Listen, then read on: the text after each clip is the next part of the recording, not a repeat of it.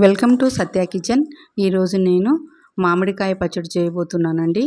ఈ పచ్చడి అన్ని రకాల టిఫిన్స్లోకి బాగుంటుందండి. అన్నము, దోశ, చపాతి బాగుంటుందండి. కంపల్సరీ ఉప్మాలోకి కూడా బాగుంటుంది, ట్రై చేయండి.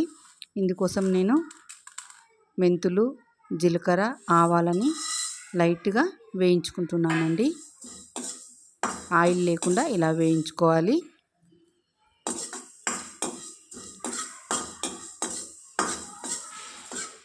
వీటిని కొంచెం చల్లారిన తర్వాత మిక్సీ జార్లోకి వేసుకుందామండి.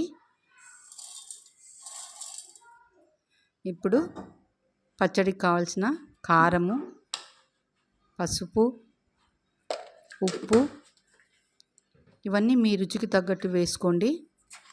తర్వాత ఎల్లిపాయలు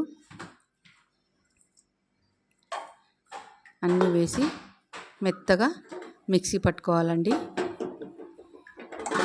చూడండి, ఈ విధంగా మిక్సీ పట్టుకోవాలి ఫైన్ పౌడర్గా.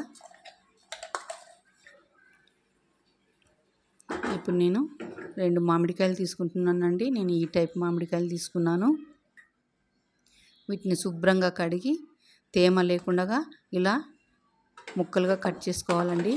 నేను తోలుతోనే కట్ చేసుకున్నానండి, స్కిన్ ఏం తీయలేదు మామిడికాయలకి. మిక్సీలో కచ్చా పచ్చాగా మిక్సీ వేసుకోవాలండి.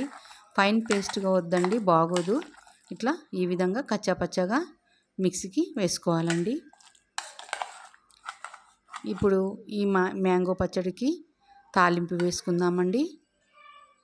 3 టేబుల్ స్పూన్ల ఆయిల్ వేసుకుంటున్నానండి.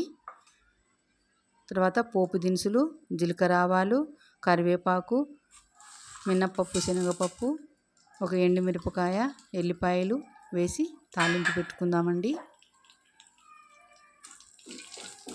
తాలింపు బాగా వేయించుకోవాలండి.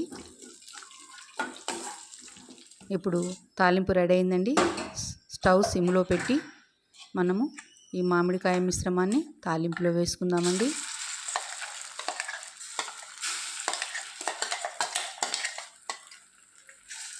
ఇది పచ్చివాసన పోయేంత వరకు ఒక 2 నిమిషాలు వేయించుకుందామండి.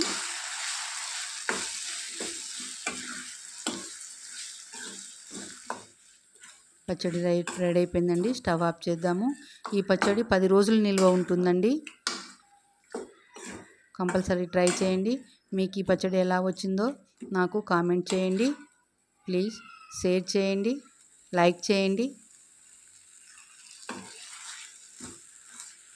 సబ్స్క్రైబ్ చేసుకోవడం మాత్రం మర్చిపోవద్దండి. Please subscribe. Thank you for watching.